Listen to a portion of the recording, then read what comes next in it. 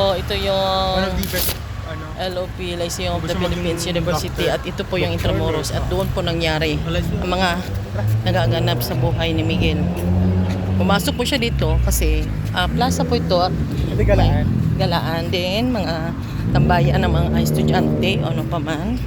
At dito din siya nag-report ng guardian na to. Saan nila binanggit ng Miguel? At ito nga yung may maliit na bahay daw na. Dito, like, tingnan mo. Sila, nagpa-practice.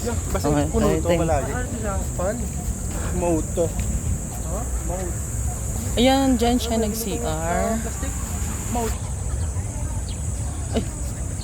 Ito yung, dyan siya nagpasok.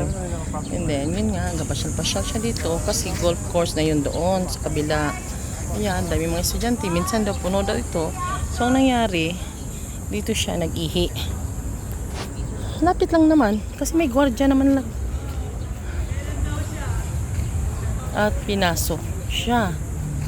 Na-corner siya ng entrance.